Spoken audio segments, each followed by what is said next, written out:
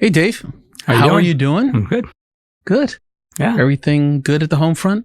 Yeah, we're doing great. Awesome. Yeah, everything's really good. How about you guys? It's good. It's really good. I'm thrilled to death that the spring is around the corner. And it's getting warm, and I like that. Yeah, for sure. Yeah. In fact, isn't it technically spring? Yeah, it is. Doesn't feel it, but soon it'll be. Maybe by the time people hear this, it'll be spring. We'll be into it. The flowers will be budding. Yeah, it'd be awesome. Yeah. Real resurrection. Yeah. Amen. Is, good. Yeah. We're going to be talking about that. I love the series, the creed that we're doing, and I love how it's evolving. I love the fact that it sparked a lot of interest online. People are really resonating with it and learning about various aspects of what the creed means. And the next few episodes are very interesting. In particular, the one that we're going to be covering today. The mystery of mysteries.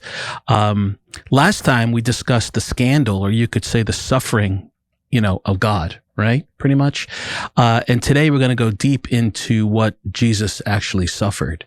And I think there's a mystery to the passion, and there's a mystery of what happened after the passion that I'm curious to hear you explain it and discuss it. In particular, what happened after his death, and then he ascended into hell. And a lot of people don't understand that premise, and the fact that he rose from the dead on the third day and then ascended into heaven.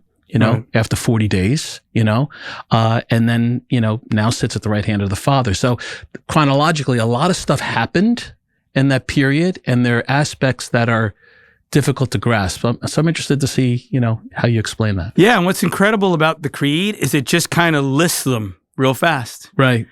So if you went to the Apostles' Creed, it just kind of tells you very factually that these are the things that happen. We're going to dig into them, I think, a little bit. And all of them together, by the way, are usually called the Paschal Mystery. So you've got the suffering, death of Jesus. You've got the descent into hell, which happens when his body is in the tomb immediately after his death. And then you have his resurrection, 40 days later, ascension, sitting at the right hand of the Father. That whole thing is called the Paschal Mysteries. You could really say it's the mystery of all mysteries. Now, what's, I think, important to start with is that all of the deeds and actions of Christ throughout his entire life were salvific, okay?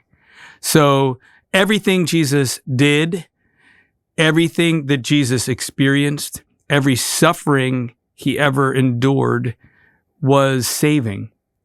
But when we're talking about like the essential events that have to do with our salvation, we're talking about the Paschal Mystery. We're talking about the events of Holy Week, and then the Ascension 40 days after Easter Sunday. So we can get into each of those things, and I think it's probably important for us to do so. Mm-hmm. So why don't we dive in with passion? The word passion, we tend to think about passion in terms of, I love you. It's just like, we tend to think of it in a certain way. And yet the word passion comes from the Latin word passio, which means suffering. Mm. So the passion of Christ is about the suffering of Christ. Mm. And we did talk last time about how it's an odd thing to say that God suffered. And if you're late to the game, you can go back and play that episode, because I think that would be a good thing for you to do. Yeah. How can we even say that God suffered? But we're going to look at this, and it's interesting. Not a lot of effort is put into really reflecting on these things, and yet whenever I teach about the suffering of Jesus and what he endured, I always find that my students are locked in, and it's very, very fruitful for them. There's almost a whole attitude, it seems sometimes, that we shouldn't talk about the suffering because Jesus rose from the dead, et cetera, et cetera. Mm-hmm. And sometimes the rationale, I may have said this even before in the series, that sometimes the rationale is, oh, well, it's treated very, very quickly in the gospel and even in the creed. The passion or suffering of Jesus is treated very quickly. So why are we spending a lot of time on it? And well, the fact is that in those days, you didn't need to explain it because Roman crucifixion was a part of their lives. Day-to-day thing. Right, exactly. Things happened all the time. So yet, therefore, we who are so remote from those Roman times Yeah. have to kind of dig into it. So. Well, I mean, Jesus' suffering is always something that I like to reflect on, especially when I think about what he endured. And, I have a great devotion to the shroud.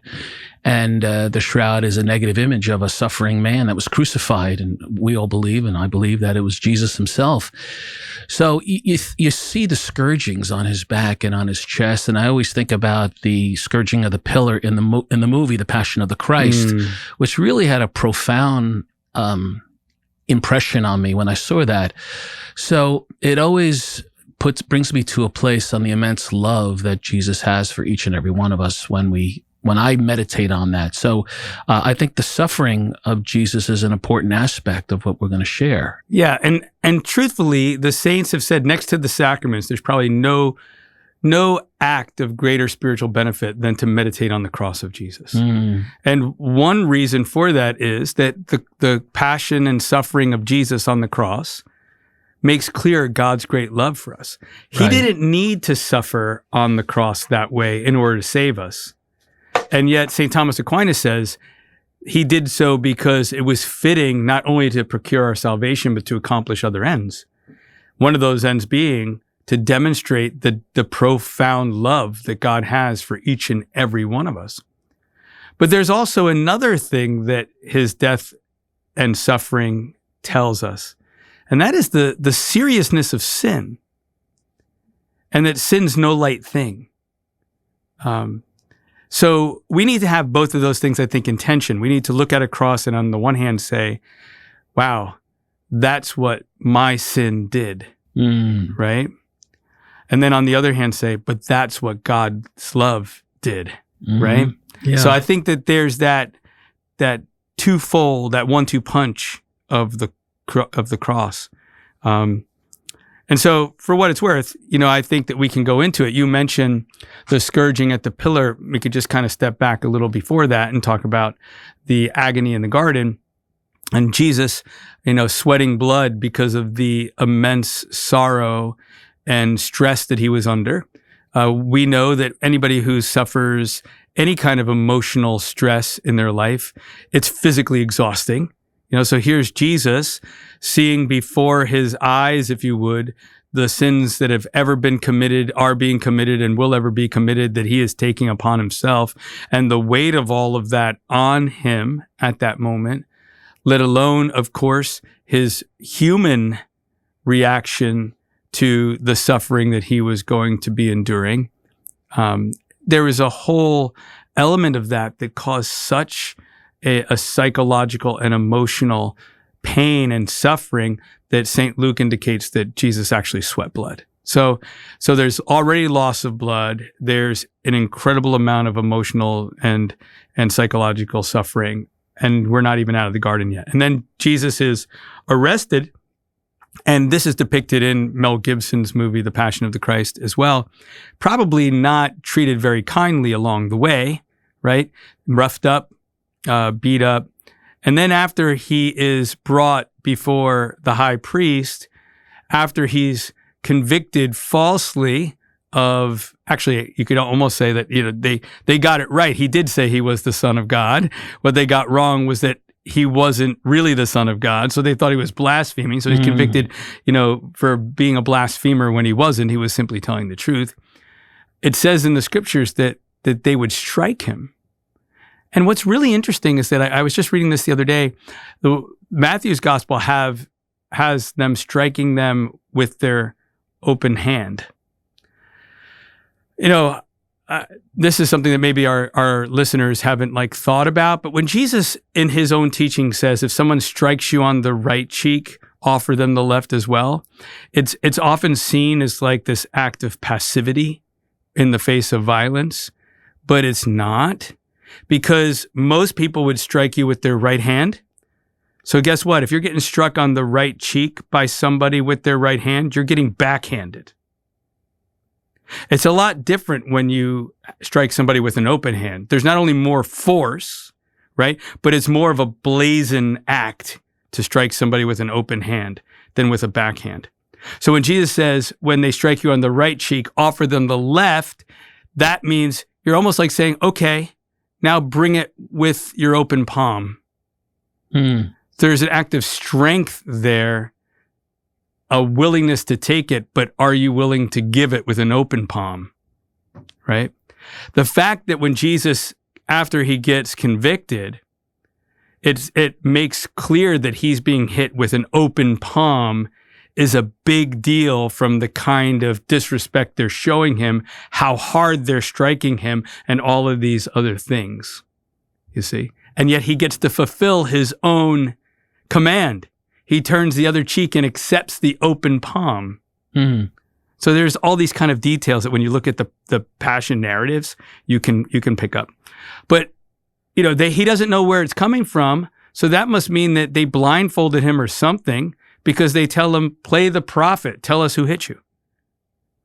So that's also a little detail that people might not pick up. And now imagine not knowing where the next hit is coming from or when. That's all what's going on. So Jesus isn't even to Pilate and at the scourging, and he's already been sufficiently roughed up. Yeah. And he's already lost blood. He's already probably swollen in his face, all those kinds of things. Now, also remember, he's gone from the Last Supper. He's going to go from that all the way till his death without eating. So Dave, so he gets the Pontious Pilot, right? And Pontious Pilate has him scourged. And what happens from there? Yeah, and I think it's interesting that Mel Gibson's The Passion of the Christ indicates two different things going on with Jesus there, because the scriptures do.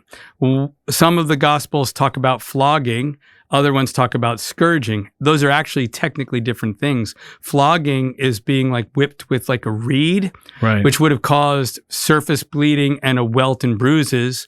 Scourging was an entirely different thing that used a weapon that had maybe 3 leather straps that had iron balls or hooks or things like this on it. That would actually rip into the flesh and pull it off.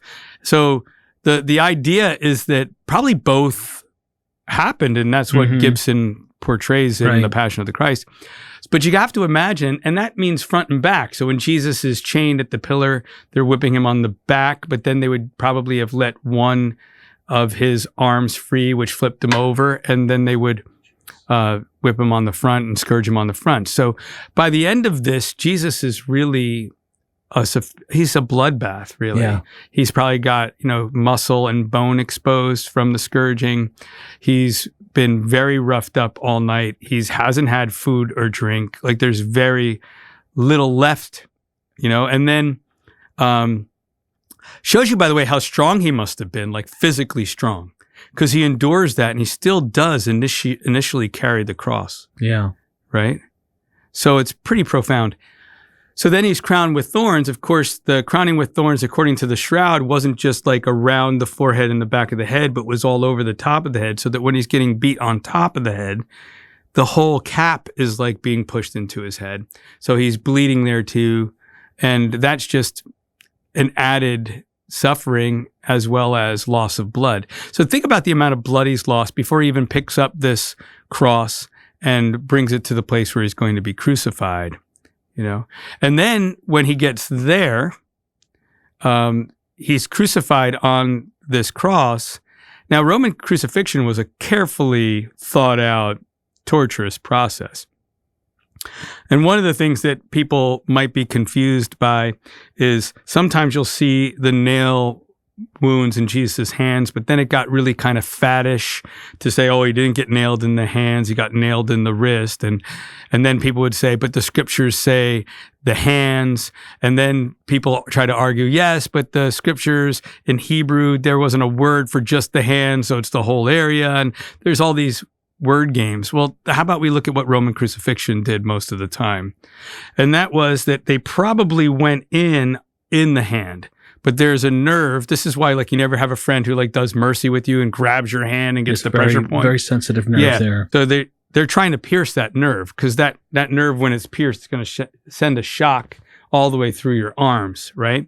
But they don't want to go right through because there's no way to hold you up. So they go in on an angle and out the back of the wrist support the body to weight. support the body weight, because Yeah, yeah. there's a nice little space in the wrist that could hold you well. So it was probably on an angle this way and out. So that's why on the shroud, the blood coagulates around the shroud wrist, supports the it. back of the wrist. Yeah. But if you were to have flipped their hands over, it probably would have been right in the inset of the hand by the thumb.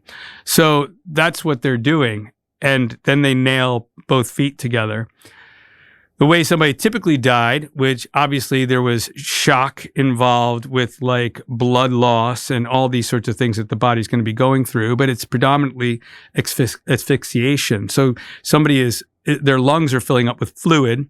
The only way to like really get themselves breathing well is to push up on the feet and pull up on the hands, but that sends that shock wave of pain through the entire body. And so this is what Roman crucifixion is. It's like, gasping for breath, releasing, having this intense pain, can't handle it, try to get my breath, like all these kinds of things going back and forth, back and forth. If somebody weren't as beat up as Jesus, they would have taken a lot longer, because there's actually not a lot of blood loss from the nails in the hands or the feet. They avoid the front part of the wrist because they don't want to pierce the arteries that are going to bleed them out. Right. So like the idea is that they're going to bleed and suffer for as long as possible. But Jesus was practically dead when he got there. And then he took 3 hours to die, right?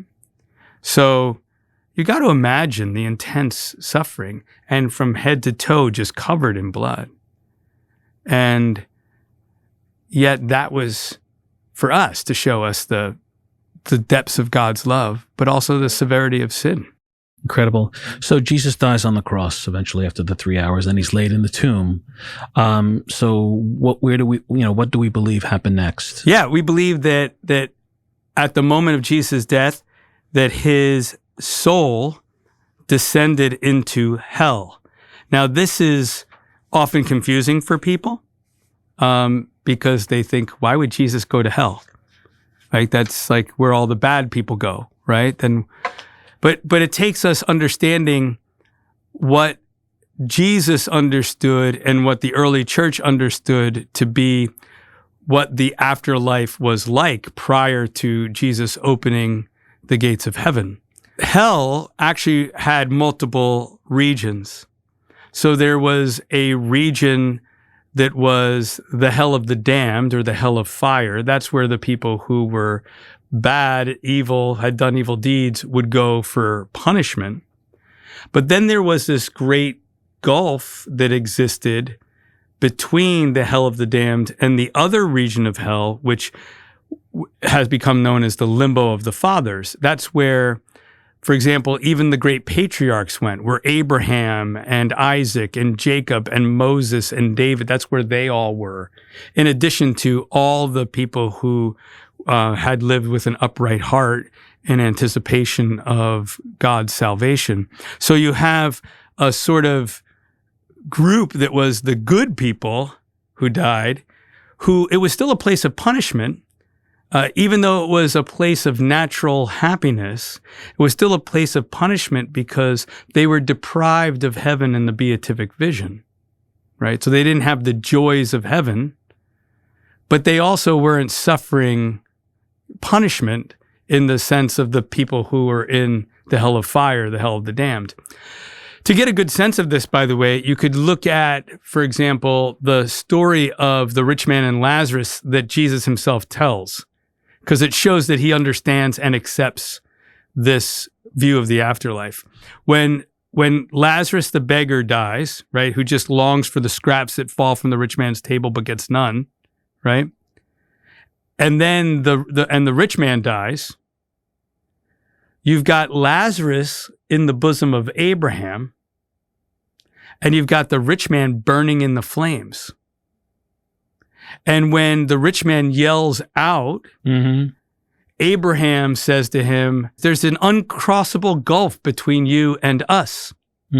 So Abraham, in that story that Jesus is telling, talks about this uncrossable gulf that exists between the hell of fire, which is the place of punishment, and this place where Abraham is.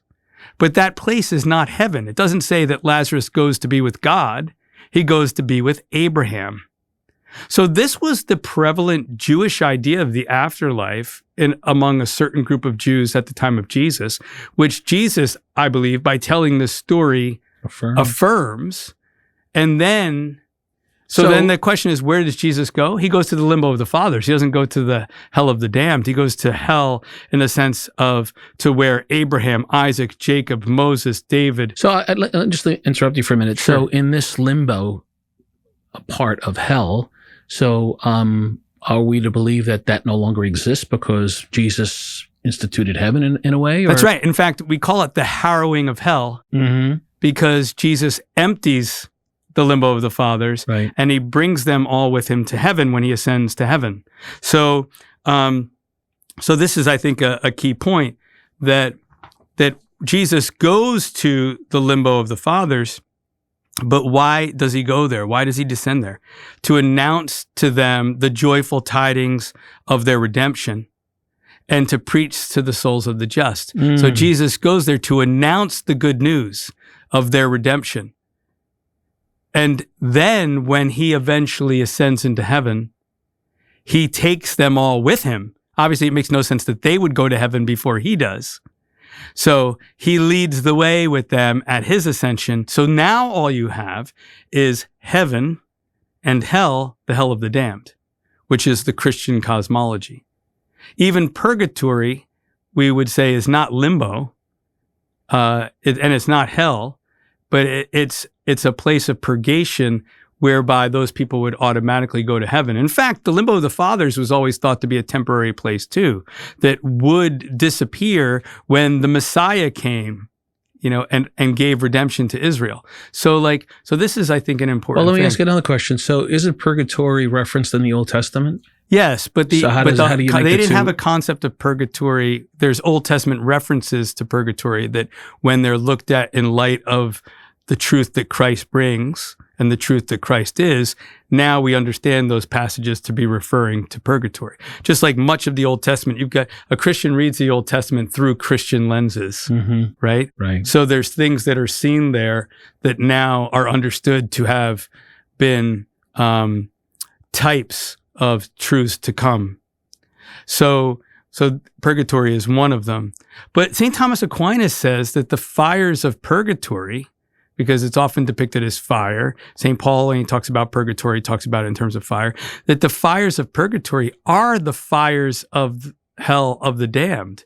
But they just kind of the very tops and heat of them kind of hit those souls who are being purified in order to go to heaven. Yeah. So And I can't remember, there are saints that talk about that. Yep. That, share, I guess, their vision or their understanding of purgatory. Right. And it's always depicted as a place of suffering and a place of torment and a place that's associated with fire, But the fact of the matter is, though, it's temporary and everybody who's in purgatory will eventually go to heaven. I got to throw you a curve. All right. So what I'm about ready. the transfiguration where Elijah and Moses, where were they coming from? Yeah. So this is interesting.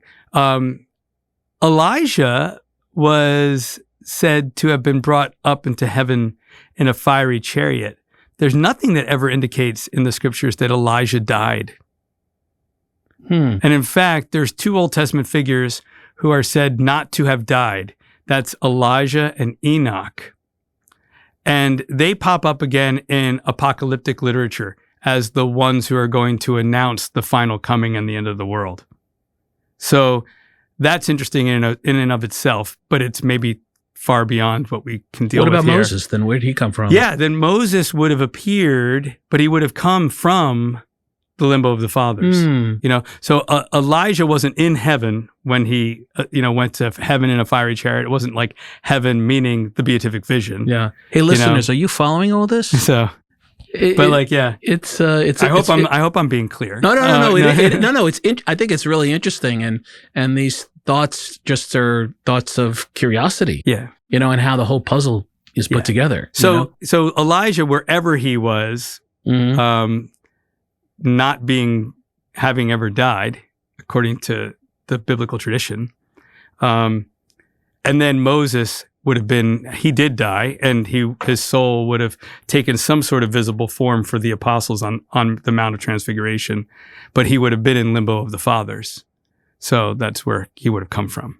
So let's take a minute about the resurrection of Jesus then. Just a minute, though.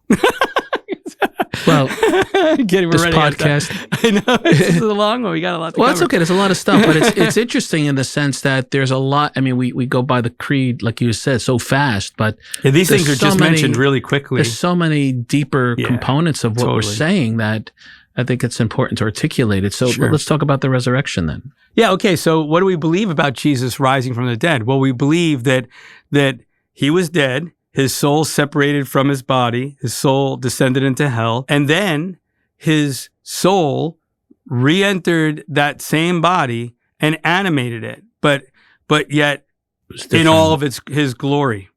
So there was a reunion of the body and soul of the human body and soul of Jesus. Okay. Why do you think the people didn't recognize him? Well, that's a very interesting question. It's hard to know. Did he conceal his identity from them? In other words, did he cause them to not be able to see them? Did their own circumstances cause them not to be able to recognize them? Clearly, it seems like in certain instances he was still able to veil his glory. Because if he were just radiating all the time, like everybody would have known that it was him, right? Yet he's with the disciples on the road to Emmaus, and they have no idea that it's him. Yep. I have a theory. Want to hear my theory? Okay. Yeah, I'd love to. You could shoot me down, but I know. So, and we're going to talk about this. We're going to talk about our own resurrected bodies, right? That's the last but episode. I believe that our own resurrected bodies, when that happens at the end of time, it's going to happen, right? That we're going to be slightly different. We're not going to have it's not going to be Mario, in his 60s. No. It's going to be a different. But we'll all be Jesus' Mario, age. very athletic, playing football, and you will definitely. And Dave playing baseball. Yeah, and maybe about 3 inches or so taller. That's a whole nother podcast. Yeah. So, but you know what I mean? Yeah, no. But I think this is an interesting point. But in our cases, it would be our physical bodies perfected and glorified. So whatever our perfect body is, it's not like the perfect body, but whatever our perfect body is, we would be free from all of the defects. Right. So in that sense, we're going to appear different, right? Yeah. I don't know that if you would say that about Christ, because I don't think that his physical body had any defects. So, and our glorified bodies rather would be conformed to his, configured to his, which is why like somebody like Archbishop Fulton Sheen said that everybody's 33 at the resurrection of the body. Interesting. That, because that's Jesus's perfect age. That's the age he died and rose. Yeah, I was pretty good at 33. So yeah, 33 wasn't so bad. Yeah. So it wasn't so bad. Good. Awesome. A lot different than 53. All right. So, and 63. You're 63? Don't tell everybody my age. Come on, folks. I'm really not 63. Go ahead. All right. So yeah, but so keep this in mind though, that it's the self-same body. That's really, really important. We'll talk about this when we talk about the resurrection of the body on the last episode. Right. But it is the very body, flesh and bone of Jesus.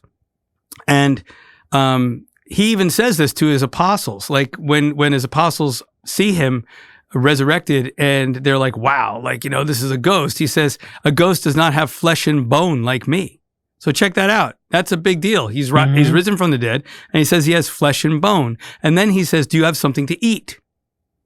So he eats, which means he has a mouth and teeth and a stomach. That he's got an earthly body, but his human body and human soul are completely one, such that the physical body takes on the spiritual components of his human soul and his divinity, such that it's a real body with flesh and bone, but it's spiritualized, glorified, radiating his divinity.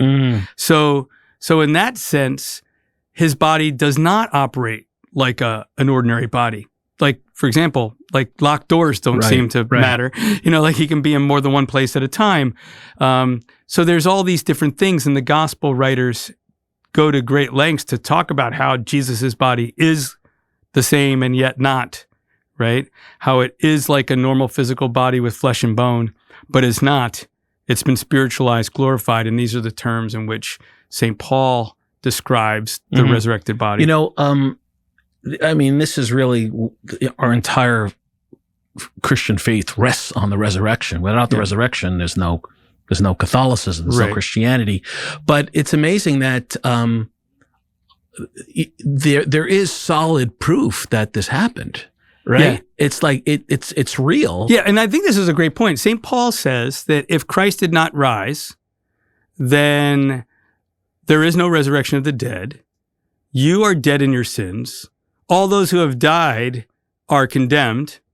And I'm the greatest of fools and most pitiable of all men. Like St. Paul was laying it out. It's all on the resurrection of Jesus. But he says, but of course, Jesus rose from the dead. Why? Because he saw him not only once, but multiple times.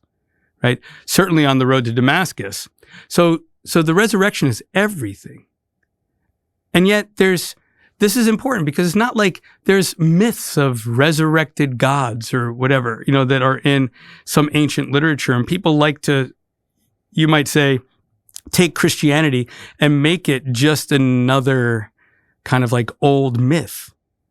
And yet that's anything but the way the apostles and the Christians saw Christianity. They were talking about real events. I mean, if you think about like the Gospel of Luke, he's situating, when this person was ruling here, this person was ruling here, this person was ruling there, this was happening, that was happening, there was a census, like it's the historical reality. That's when Jesus is born. There's so much to situate things historically. They call it the scandal of particularity, that Jesus, the Son of God, became man in a particular place at a particular time, and it really happened, right? Well, in a way, that's why Pontious Pilate shows up in the creed, because it's like, okay, Jesus really died, and it was under this guy at this time, right? Yeah. So there's a real intentionality there, saying, no, we're talking about historical events. The resurrection too, historical event, to great lengths to go to say that it's a historical event. Well, let's just even think about the facts surrounding the resurrection. We have a few things here. These are facts that everybody has to accept. I mean, there's no disputing these facts. Number one, Jesus died by Roman crucifixion. That's a fact. Attested to multiple historical sources, not only the Gospels. Okay, so I want to put a little preface. Most historians point to the Gospels as true, authentic historical documents. They are, and they're written independently of one another. Well, sometimes people say it's a Bible. I know, and they shrug it off again, like it's like a myth. But like these things came up at different times. They were developed in different areas. So they were written to different audiences. It wasn't like, and if people just even understand the world back then, they didn't have, hey, let me send you this Word doc, and then I'm just going to change it a little bit. Like that's just not how it worked.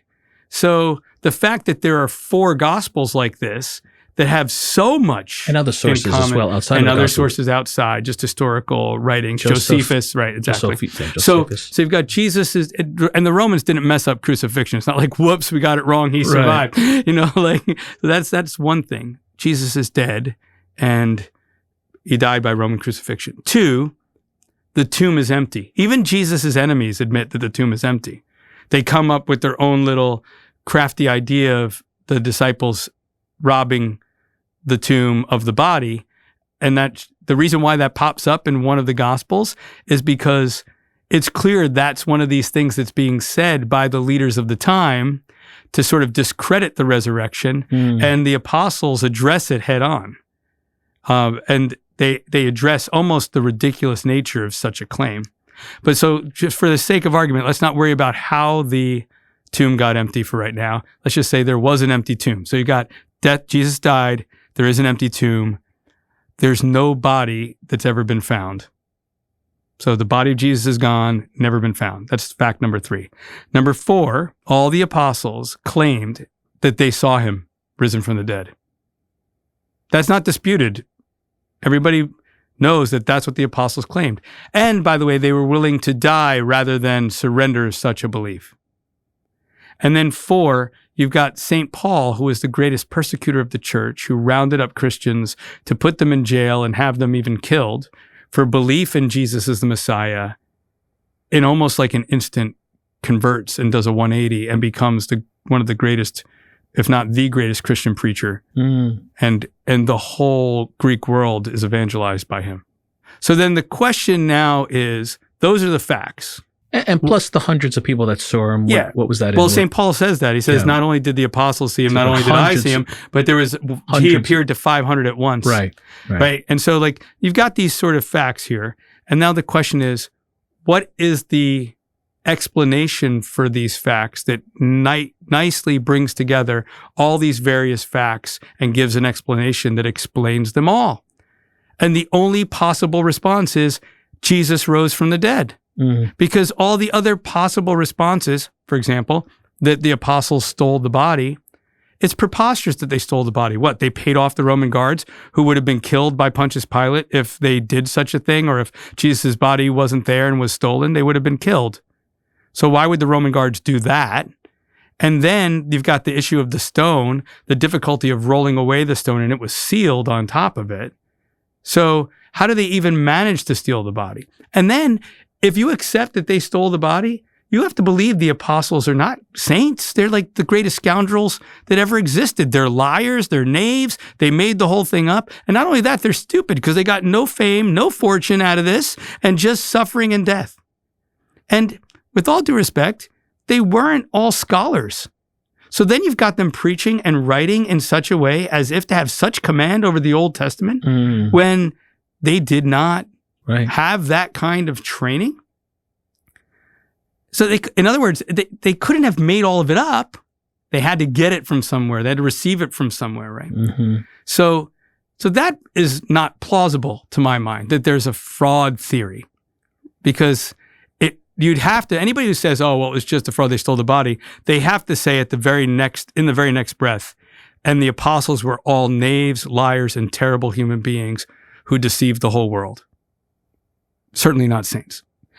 And then the next possibility is what? That they all had a corporate hallucination? Like everybody had the same hallucination? Not possible. People don't have a corporate hallucination. You don't have 500 people seeing the same hallucination. And yet that's what you have. So I could keep going in this way, but the fact of the matter is no other potential way of answering how those 5 facts can all exist at the same time does an adequate job, except that he rose from the dead. So I bring that up. Why? We're not going to believe that Jesus rose from the dead because reason tells us, right? But what is important to know is that there is evidence. There are reasons to believe that Jesus rose from the dead. And most people don't even know that. And then the question has to be a follow-up question. If, and of course we believe, yes, he did, if he rose from the dead, doesn't that fact change everything? Yeah. I mean, think about it. Am I living like Christ really rose from the dead? Yeah. I mean, that's a really good point of reflection for all of us, maybe. Yeah. Well, it also validates that he is the one true God. There's no other religious leader that rose from the dead and performed miracles. And so it's, and then you got to take what he said seriously, because, he just proved who he said he was is true. So now I have to go, I can't look at what he says with the same view. I can't take it or leave it. Right. These are words that come from the mouth of God. So let's move along chronologically. What else happened? So then he's risen from the dead. He walks the earth for 40 days. For 40 days to show that he was truly risen and to teach his apostles. So the number 40 doesn't mean anything pertaining? Well, I mean, I think it would mean anything that 40 typically refers to in the scriptures. So you've got, obviously 40 days in the wilderness, 40 years in the wilderness. The Jews were after slavery from Egypt he chose into the that promised number. land. He chose 40 days. Oh yeah, for sure. Absolutely. And I would say if you were to relate it to anything, it would be to the Exodus experience, because when Jesus dies on the cross and rises from the dead, that's the Passover lamb being slain. That's the new Exodus. It's not freedom from slavery in Egypt. It's freedom from sin and death, and from bondage to Satan. And then what? Then the 40 days is kind of like the 40 years in the wilderness Right. before entering where? The promised land of heaven. So Right. that Jesus ascends into heaven after 40 and days. that's what happens. So what happens at the ascension then? Okay. Yeah. So 40 days after his resurrection, he ascends into heaven, body and soul. He ascends. That's important. Mary is assumed into heaven, body and soul, we believe, that we call it the Assumption of the Blessed Virgin Mary. That means that she was taken up by God. Jesus ascends. That means he is the efficient cause of his ascending. He Well, goes that's an up. interesting distinction. Yeah. I never He heard it goes like up. that. Yeah. Wow. Okay. So yeah, body and soul right. into heaven, Mhm. right? Yeah. Yeah. And why is it that he ascends from the Mount of Olives? When he's got his disciples there, he's got Mary there, probably some other people, and there's a series of reasons. So 1, to take possession of the kingdom that he merited by his death. 2, to prepare a place of glory for all his disciples, to be our advocate and mediator with the Father in heaven, you know, and then to send the Holy Spirit upon the apostles. So that's why he ascended to heaven. Remember, he said, if I do not ascend, if I do not go, the Holy Spirit will not come to you. So he Right. goes there in order to send the Holy Spirit. He sits at the right hand of the Father, which means that as God, Christ is equal to the Father, right? But as man, he holds the highest place in heaven. And the right hand is always the arm of honor and power. So being at the right hand means that he is sitting in honor and he is at the right hand of the power of God. And from there, he will come to judge the living and the dead, which we'll talk about that in our last episode when we talk about the last things. Awesome. Well, a lot of stuff we had to unpack in this episode. Yeah. So it was really great. Great stuff, Dave. Awesome. Until next time. Excellent.